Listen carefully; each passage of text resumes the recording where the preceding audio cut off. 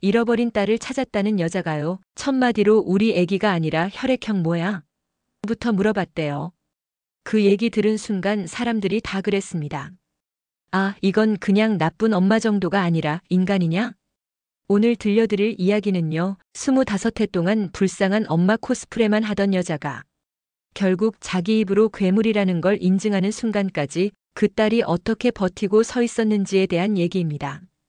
끝까지 들으시면요. 누굴 미워해야 할지, 누굴 불쌍해해야 할지, 그리고 내가 지금까지 믿어온 가족이라는 단어까지 다시 보게 되실 수 있습니다. 혹시라도 중간에 너무 열받아서 꺼버리실 수도 있으니까요. 잊어버리기 전에 미리 좋아요랑 구독, 알림 설정까지 딱 눌러두세요. 이 집안 이야기 한번 보기 시작하면 진짜 빠져나오기 어렵거든요. 그날 저녁 박진석의 저택은 이상하리만큼 조용했는데요. 커다란 샹들리에 아래 소파와 테이블, 와인잔이 가지런히 놓여 있는데 사람들 표정은 전혀 우아하지 않았습니다. 긴 소파 중앙에는 이 집의 주인 박진석이 앉아 있었고요. 그 옆에는 눈가에 진주처럼 반짝이는 눈물을 매달고 있는 여자 고성희가 무릎을 가지런히 모은 채 앉아 있었습니다. 그리고 두 사람 맞은편 탁자 앞에 서서 서류 뭉치를 꽉 쥔 채 한치도 물러서지 않는 사람이 하나 있었는데요. 바로 지은호였습니다. 예전 같았으면 이런 자리에서 먼저 허리를 숙이고 죄송해요. 제가 괜히 오해했어요. 이렇게 웃어 넘겼을 아이였는데요. 오늘의 은호 눈에는 그런 여유가 한 톨도 없었습니다. 대표님. 은호가 먼저 입을 열었습니다. 목소리는 낮게 가라앉아 있었고 손에 쥔 서류가 살짝 구겨질 만큼 힘이 들어가 있었어요. 저 오늘은 딱 한 가지만 확인하고 가려고 왔어요. 제가 이 집에서 딸인지 아니면 간인지요. 박진석의 눈썹이 아주 살짝 꿈틀거렸습니다. 무슨 소리야 그게. 먼저 반응한 건 옆에 앉아있던 고성희였습니다. 여보, 이 아이 요즘 예민해서 그래요.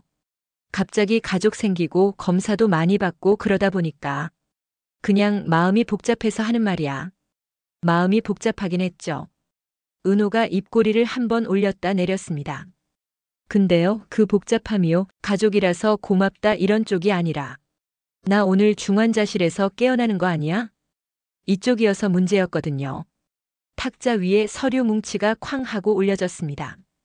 이거요, 대표님. 검사 결과표, 동의서, 유전자 검사지, 간 조직 검사 결과, 그리고 각 장마다 흐릿하게 찍혀 있는 도장 하나. 고성희. 제가 이 집 들어오고 한 달 안에 받은 검사 목록이에요. 건강검진이 아니라 장기 이식 준비 체크리스트에 가깝더라고요. 마이너스 마이너스 마이너스. 처음 만났던 날로 시간을 돌려보면요. 고성희는 이름도 얼굴도 모르는 아이 앞에서 갑자기 무너져 내리듯 주저앉아 울었습니다. 우리 애기 우리 딸 엄마가 얼마나 찾았는지 알아? 그 말만 들으면 누가 봐도 너무 안쓰럽고 진심 같았는데요. 은호가 그때 느꼈던 건 눈물의 온기보다 품 안으로 파고드는 손가락 끝에 이상한 감촉이었습니다. 마치 오랫동안 찾던 물건을 손에 넣고 긁힌 데는 없는지 깨지진 않았는지 살피는 사람 손길 같았다고 했습니다. 우리 딸, 이제 엄마랑 같이 가자. 우선 건강검진부터 좀 하자. 25년 만에 찾은 딸인데 어디가 안 좋은 데 있으면 어떡해. 그 말에 누가 병원이 나쁜 곳이라고 생각하겠어요. 그렇게 따라간 병원은 겉으로 보기엔 그냥 대형 종합병원이었는데요. 안쪽으로 안내받아 들어간 곳은 장기이식센터라고 적힌 층이었습니다. 엄마, 꼭 여기서 해야 돼요? 아휴, 요즘은 다 이렇게 하더라. 가족들끼리 서로 건강 상태 알아둬야 나중에 무슨 일 생겨도 도와줄 수 있대. 간단한 혈액 검사인 줄 알았는데 설명도 제대로 듣지 못한 채 서명한 동의서 맨 위에 적힌 말은 이거였습니다. 간 이식 적합도 검사 동의. 그때는 그래, 요즘 다 이렇게 하나 보지 하고 넘겼습니다. 새엄마의 눈물, 찾은 딸을 껴안던 그 떨리는 손을 믿었거든요. 그런데요, 며칠 뒤 복도 끝에서 들은 한마디가 그 믿음을 산산조각 냈습니다. 이 정도면 VIP 환자분 진짜 복 받으셨네요. 가족 중에 이렇게 완벽하게 맞는 기증자가 있다니. 그래도 너무 젊은 사람인데 좀 미안하긴 하네요. 뭐 어쩔 수 있습니까? 살릴 수 있을 때 살리는 게 의료죠. 그날 집으로 돌아가는 길에 은호는 자꾸만 이런 생각이 들었답니다. 살릴 수 있을 때 살리는 게 의료라면 나는 뭐지? 죽여도 되는 쪽인가? 마이너스 마이너스 마이너스. 대표님. 현재로 돌아와 은호가 박진석을 정면으로 바라봤습니다. 그 VIP 환자가 누군지 저는 대충 알 것 같아서요. 지은호. 고성희가 이를 악물고 이름을 불렀습니다. 너 오늘 여기 왜 왔는지 모르겠지만 지금 당장 그 입 닫아. 너 아직 이 집에 들어온 지 얼마 안 됐어. 뭘 안다고 이러는 거야? 그렇죠. 저는 이 집안 사정 잘 모르는 사람이고 얼마 전까지는 그냥 동네 빵집에서 알바하던 애였어요. 은호가 고개를 끄덕였습니다. 근데요, 그 동네 빵집 알바한테도요, 간 이식 예비 부품처럼 대하는 엄마는 쉽게 못 보겠더라고요. 박진석의 시선이 천천히 서류 쪽으로 떨어졌다가 다시 고성의 얼굴로 옮겨갔습니다. 그의 머릿속에는 25년 전의 그날이 자꾸만 떠올랐습니다. 부산의 오래된 시장, 불길, 연기, 사람들 비명. 그리고 누군가의 손을 잡고 뛰다가 손이 미끄러져 나가던 그 순간. 당신이 그날 뭐라고 했었지? 박진석이 낮게 물었습니다. 내가 기억하기로 당신은 스스로를 평생 벌 주며 살겠다고 그랬어. 잃어버린 아이를 찾기 전까지. 절대 웃지 않겠다고. 맞아 여보. 고성희가 눈물을 글썽이며 고개를 끄덕였습니다. 내가 그 약속 지키려고 얼마나 돌아다녔는지 당신 누구보다 잘 알잖아. 그래서 25년 만에 찾은 딸을 제일 먼저 어디로 데려갔냐고요. 은호가 끼어들었습니다. 집도 아니고 밥집도 아니고 옷 사러 쇼핑도 아니고요. 장기이식센터요.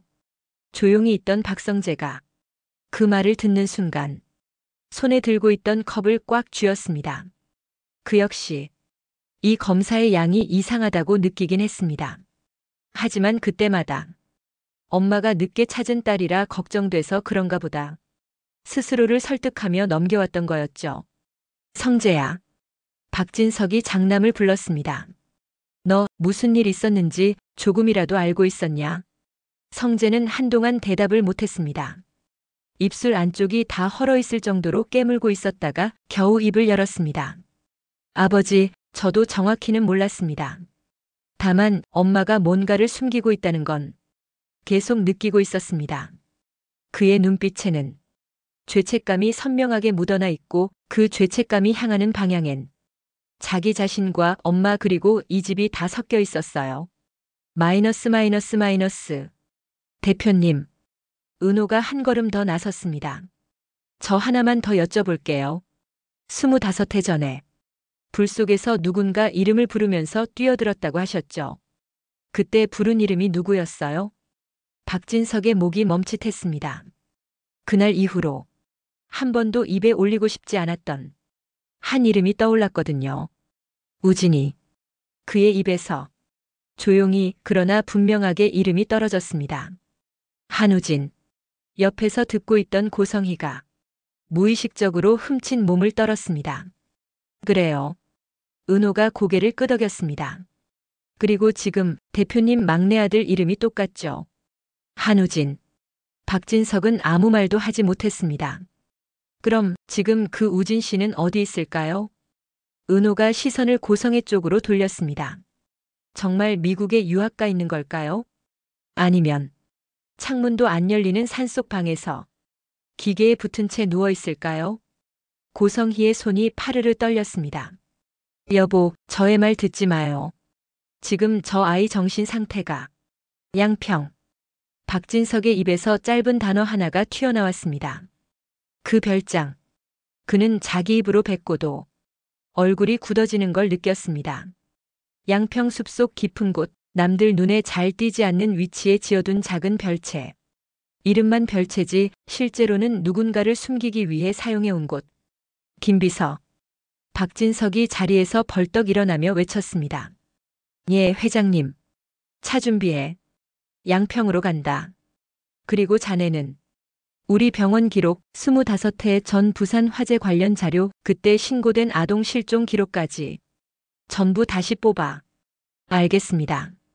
박진석이 겉옷을 집어들고 현관으로 향하자 고성희가 거의 달려들다시피 그를 붙잡았습니다. 여보, 지금 가면 우진이 스트레스 받아. 의사 선생님도 그러셨어. 환자한테 자극 주면 안 된다고. 지금 제일 자극받은 사람은 나 같은데.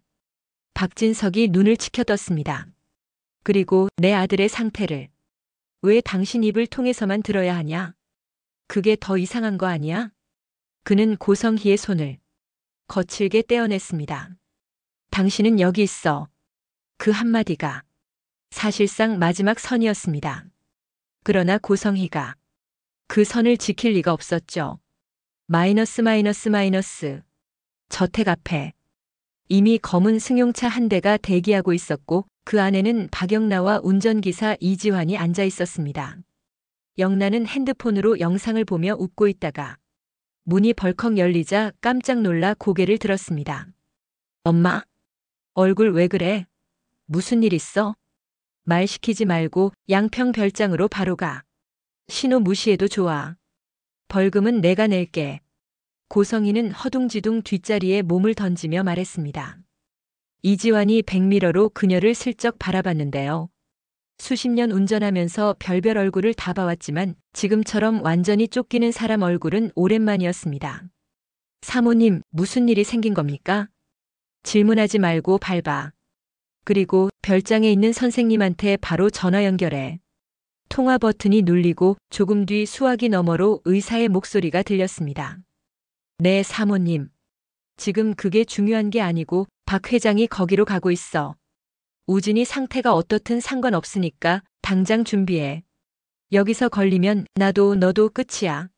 사모님, 지금 환자분 상태가 워낙 죽든 살든 들거세만 싫어. 박진석 눈앞에서만 안 죽으면 돼. 의무기록 같은 건 다 빼놨지?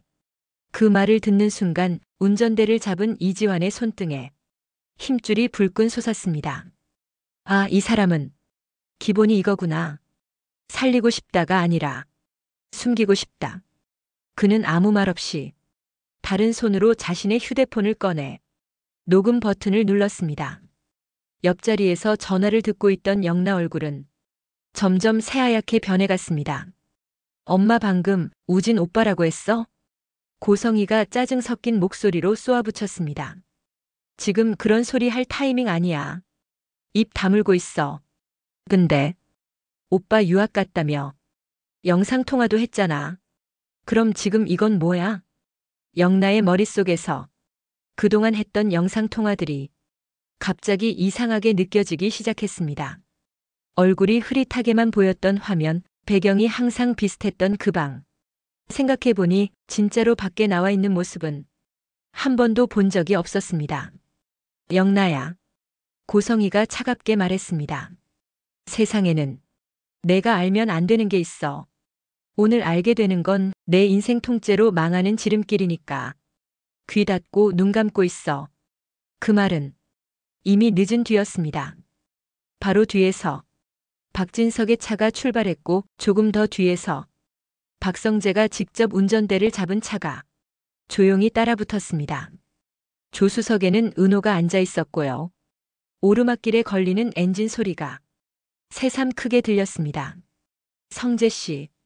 한참 동안 말을 고르고 있던 은호가 조심스럽게 입을 열었습니다. 저 오늘 누가 제 편인지 누가 적인지 완전히 알게 되겠죠? 성재는 잠시 백미러를 통해 뒤따라오는 차를 확인했습니다.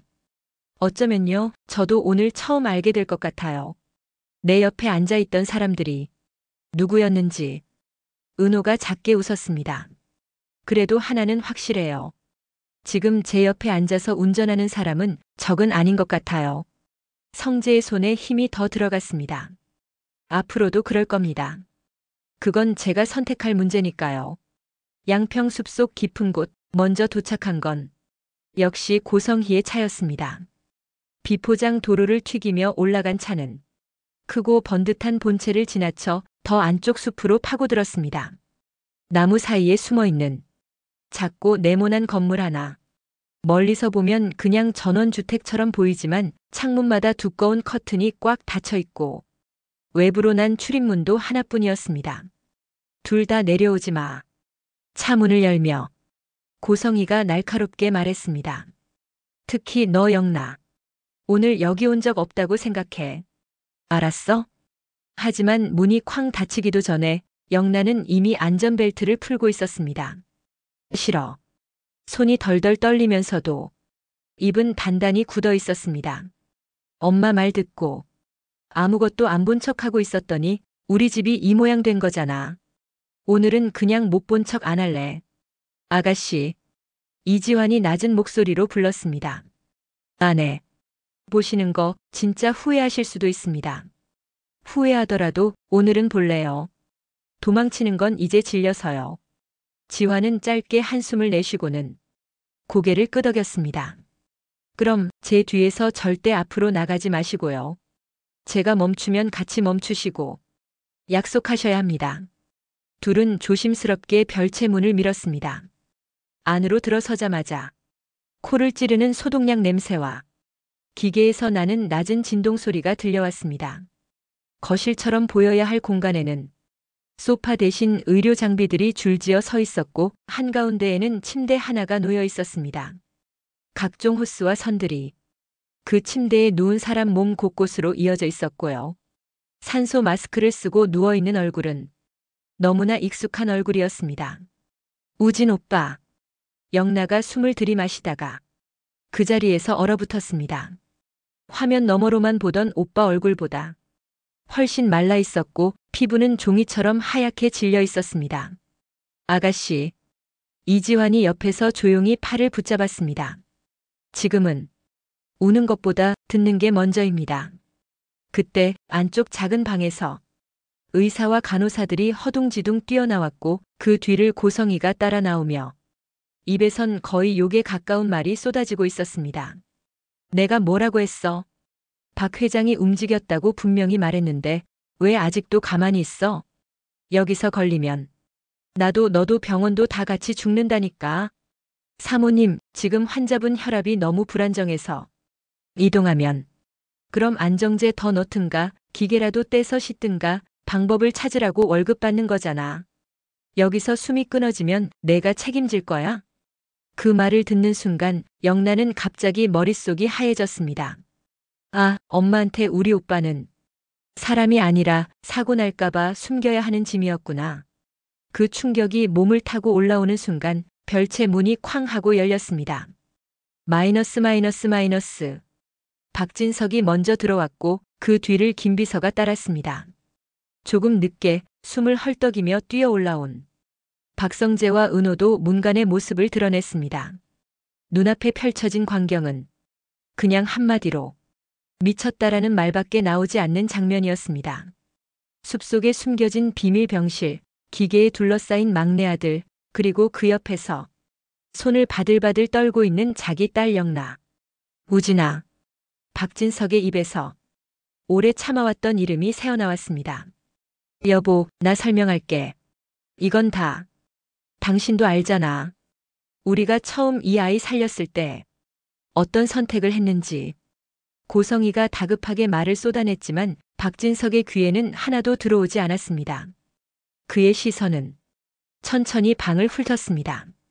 기계, 침대, 호스, 약품, 그리고 한쪽 구석에 놓인 몇 권의 두꺼운 노트.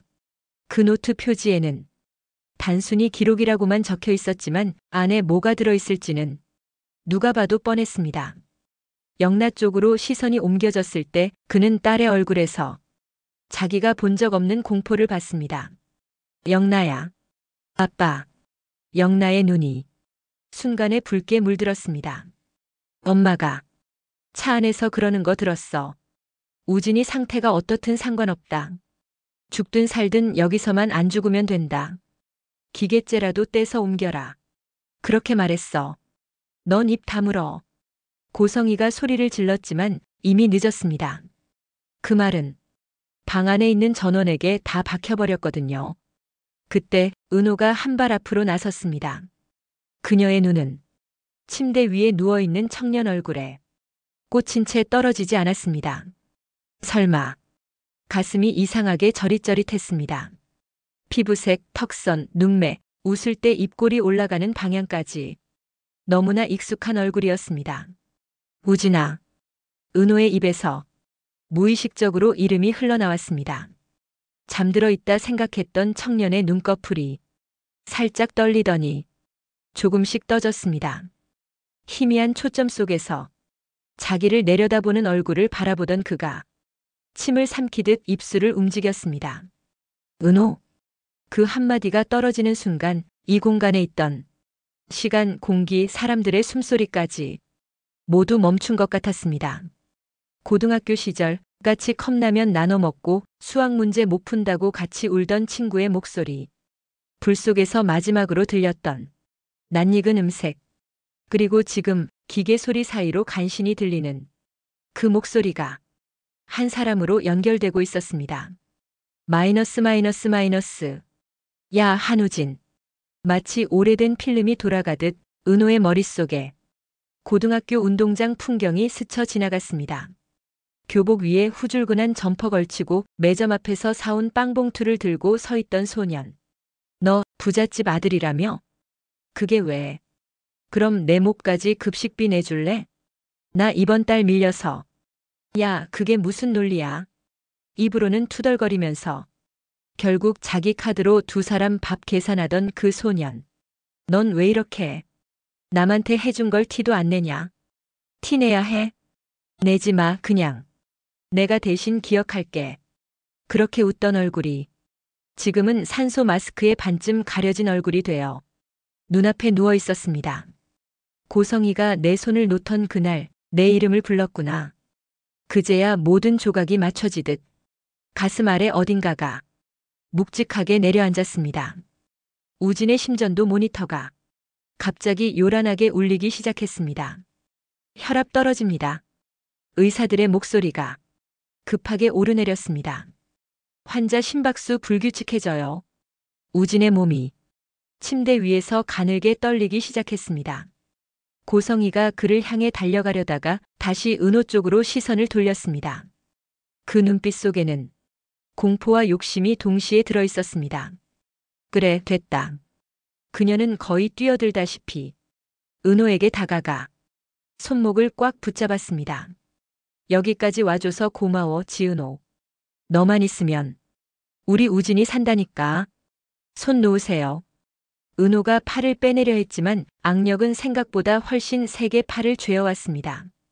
넌 원래 그걸로 태어난 애야. 그냥 내 자리로 돌아가는 것뿐이야. 이게 내 자리라고요? 은호가 비웃듯 웃었습니다. 불길 속에서 한 번 버려지고 검사실에서 한 번 더 썰리고 지금 여기서 한 번 더 도축장 보내지는 게 제 자리예요? 지은호. 박성재가 더는 참지 못하고 둘 사이에 몸을 끼웠습니다. 고성애 씨, 지금 사람을 어떻게 보고 계신 겁니까? 그가 은호를 떼어내자 그 순간 우진의 모니터가 더더욱 빠르게 울리기 시작했습니다. 혈압 급락. 심정지 옵니다. 의사들이 침대 쪽으로 몰려들었습니다. 고성희는 방금 전까지 은호 팔을 잡고 난리를 치던 걸 잊은 듯 다시 우진 옆으로 달려갔습니다. 우진아, 눈 떠. 엄마 여기 있어.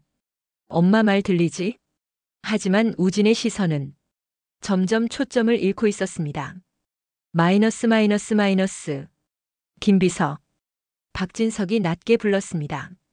예, 회장님. 119 부르고 우리 병원 헬기 띄워. 위치 바로 보내고. 오늘 이 아이 여기서 죽게 두면 안 돼. 헬기 소리가 점점 가까워졌고 의사들은 우진의 몸을 들것에 옮겨 태우느라 정신이 없었습니다. 그 와중에 고성이는 박진석의 바짓가랑이를 붙잡고 몸을 던지듯 매달렸습니다. 여보, 제발. 당신 이런 상황에서 누구보다 강하잖아. 다른 사람 자식들 죽이면서 우리 회사 살린 거 나 다 봤어. 그러니까 이번엔 우리 아들 살려. 나 뭐든 할게. 그 말은 자신도 모르게 튀어나온 진심이었습니다. 다른 사람 자식들 죽이면서 우리 회사 살린 거라는 말이 박진석은 순간 자기가 했던 온갖 결정이 머릿속을 스쳐 지나가는 걸 느꼈습니다. 비자금, 구조조정, 하청업체 정리, 안전규정 무시. 그날 부산 화재가 어쩌면 자신이 내렸던 여러 결정의 결과였을지도 모른다는 의심이 스며들었습니다. 그래서 누굴 살리고 누굴 버릴지 당신이 정하고 다녔나 보지. 그는 낮게 중얼거렸습니다. 우진이는 지은호 씨 덕분에 살 수 있을 거야. 당신 덕분은 아니고. 병원으로 이송된 뒤 우진은 긴급 수술 준비에 들어갔습니다. 의사는 박진석과 가족들을 한쪽으로 불러 모으고 상황을 설명했습니다. 현재 간 기능이 거의 버티지 못하는 수준까지 내려갔습니다. 오늘 안에 이식이 이루어지지 않으면 심각한 상황이 올 수 있습니다. 기증자는 반드시 가족이어야 합니까? 박진석이 물었습니다. 가족 중에 적합한 사람이 있으면 좋겠지만 그렇지 않다면 대기자 명단을 통해 찾을 수도 있습니다. 다만 그 경우 시간이 많이 걸릴 수 있습니다. 잠시 정적이 흘렀습니다. 그 정적을 깨고 누군가 한 걸음 앞으로 나왔습니다. 굳이 오래 기다릴 필요 없을 것 같아요. 은호였습니다. 기증자 찾기 이미 끝난 거나 마찬가지니까요. 지은호. 박성재가 놀란 눈으로 외쳤습니다. 은호 씨, 지금 무슨...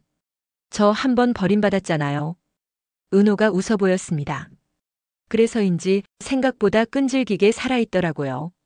간도 멀쩡하고요. 의사가 조심스럽게 물었습니다. 본인도 이식 가능하다는 걸 알고 계십니까? 모를 수가 없게끔 검사를 많이 해주셔서요. 은호가 서류를 흔들었습니다. 다만 조건이 있어요. 그녀의 목소리가 조금 더 단단해졌습니다. 이 수술이 끝나고 나면 제 몸에 손댈 권리는 이 집 누구에게도 없다는 문서부터 같이 써주세요. 그리고 오늘 여기 있는 사람들 중 저를 간으로 부르는 사람은 그 순간부터 제 인생에서 영원히 삭제할 겁니다. 의사는 고개를 끄덕였습니다. 법무팀 불러서 계약서 준비하겠습니다. 그리고 지금 결정하시면 바로 수술 준비 들어가야 합니다. 기다릴 시간이 많지 않다는 거죠. 은호가 숨을 골랐습니다. 성재가 그녀 앞을 막아섰습니다. 안 됩니다. 그의 목소리가 생각보다 크게 터져 나왔습니다. 은호 씨, 지금 당신이 이 집에 빚진 거 하나도 없어요.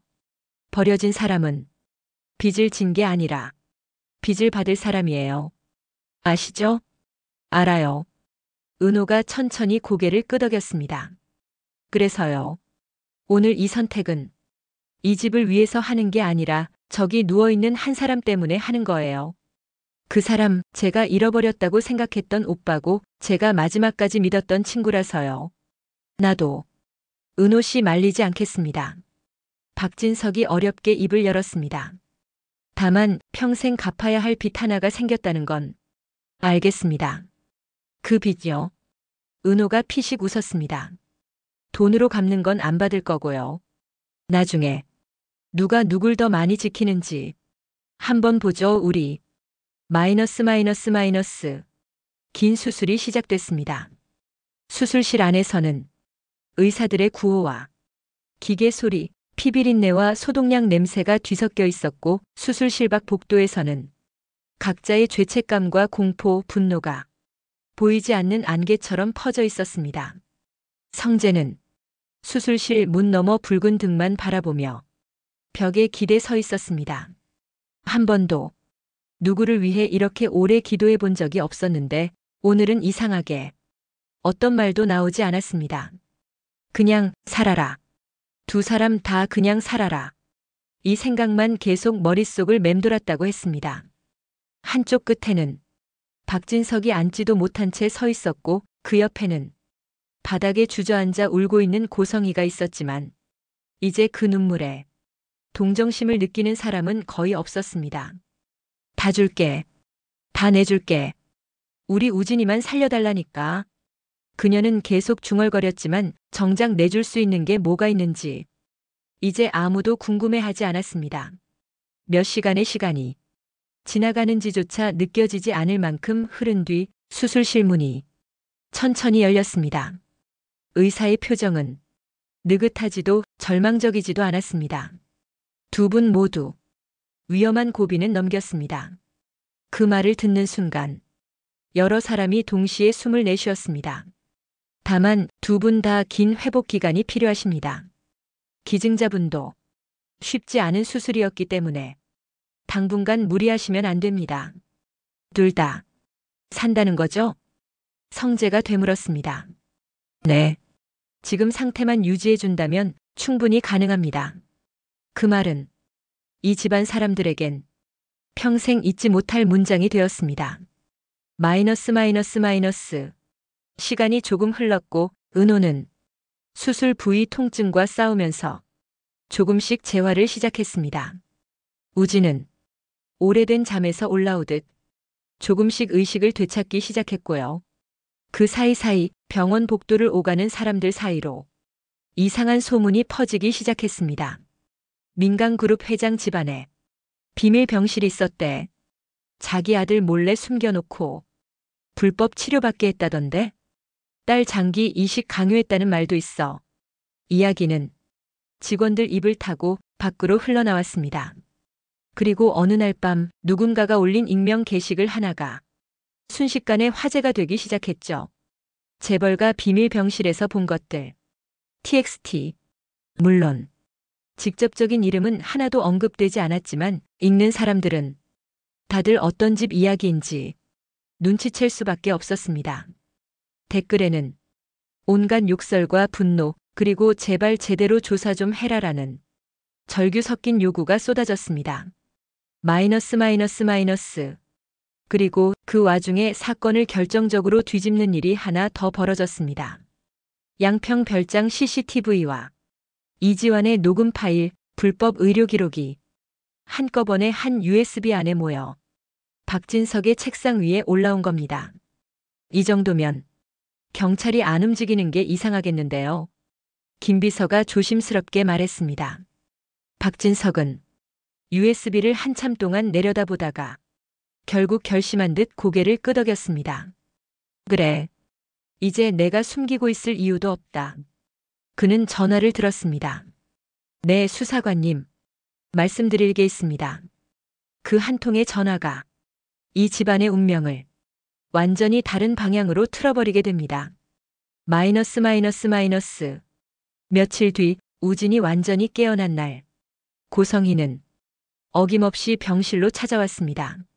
머리카락은 단정하게 말려있고 옷차림은 예전처럼 단아했지만 눈빛은 예전과 조금 달랐습니다. 조급함과 불안이 얇게 깔려있는 눈빛이었거든요. 우진아. 그녀는 침대 옆 의자에 앉아 우진의 손을 잡았습니다. 엄마 알아보겠어? 우진은 한참 동안 그 손을 바라보다가 천천히 시선을 올렸습니다. 엄마네. 그 말 한 줄에 고성희의 어깨가 눈에 띄게 내려갔습니다. 그래, 우리 아들. 엄마가 얼마나. 근데요. 우진이 말을 잘랐습니다. 목소리는 여전히 약했지만 단어 하나하나가 분명했습니다. 엄마가 한 일, 어느 정도는 들었어요. 무슨, 누가 또 헛소리를. 헛소리 아니고요. 우진이 눈을 감았다 떴습니다. 엄마 혼잣말 꽤 많이 들었어요. 잠결에도 성재 형 밀어내고 지은호 저 여자 멀리 보내고 이 집 주인은 나라는 소리까지. 고성희의 얼굴이 굳어졌습니다. 그건 내 편 들겠다는 말이었어. 이 집에서 너만큼 힘들게 버틴 애가 어디 있다고. 근데요. 우진이 천천히 고개를 돌렸습니다. 그 여자가요. 자기 간 잘라서 나 살렸대요. 그 애는 원래 그걸로 태어난 애야. 고성의 입에서 본심이 튀어나왔습니다. 내가 이해해야 돼. 불 속에서 너 살리려고. 그 애를 놓친 건 사실이야. 그래서 내가 25해 동안 그 애 찾아다녔잖아. 다 돌려놓으려고. 돌려놓는다는 게 간때다가 나한테 붙이는 거였어? 우진의 목소리가 조금씩 흔들렸습니다. 엄마, 그게 사랑이야? 고성희는 잠깐 말문이 막혔습니다. 사랑이지. 너 살리려면 그 정도는 해야지. 너 몰랐겠지만 너 살리려고 나 얼마나. 엄마 때문에 죽을 뻔한 사람은 사랑받은 거야 그러면? 우진이 그 말을 던지는 순간 병실 문 밖에서 그 대화를 전부 듣고 있는 사람들이 있었습니다. 박진석, 박성재, 그리고 휠체어 위에 앉아있는 은호. 마이너스 마이너스 마이너스. 문이 조용히 열렸고 세 사람이 병실로 들어왔습니다. 왜 다 같이 들어와? 고성희가 황급하게 물었습니다. 지금 가족끼리 대화하고 있었는데. 맞아요.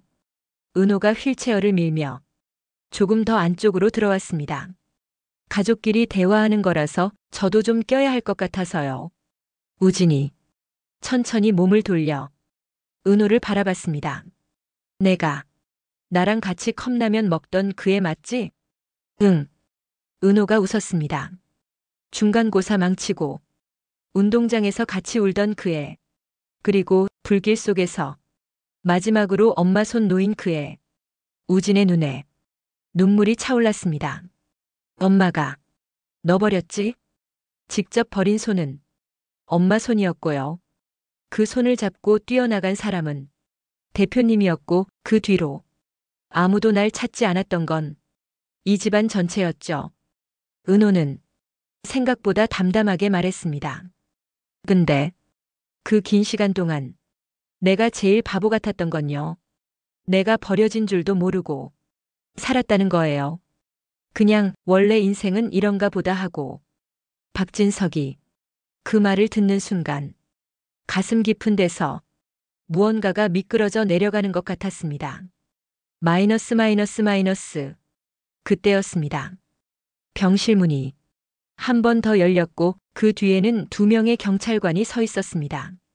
박 회장님, 한 사람이 조심스럽게 말했습니다. 말씀하신 대로 수사에 필요한 기본 조사는 어느 정도 마쳤습니다. 추가로 현장에서 확인해야 할 부분이 있어서 오늘 이렇게. 고성희가 그제야 상황을 눈치챘습니다. 여보, 이게 뭐야? 왜 경찰이 여기까지 와? 이제 숨길 게 없어서 그렇지. 박진석이 조용히 대답했습니다.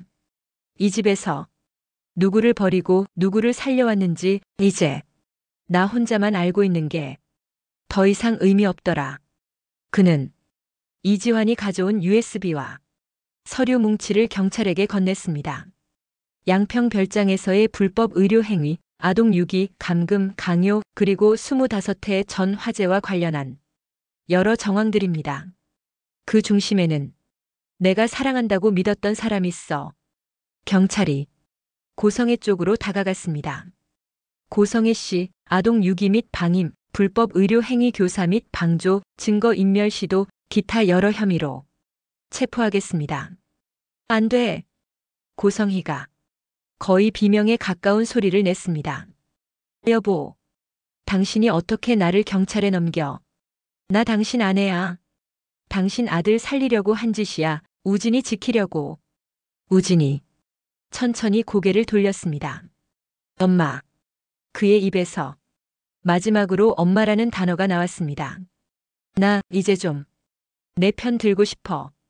그는 자기 손등에 남아있는 바늘 자국과 멍 자국들을 바라봤습니다. 나 때문에 다른 사람이 죽을 뻔했으면 그건 사랑이 아니라 범죄 같거든요.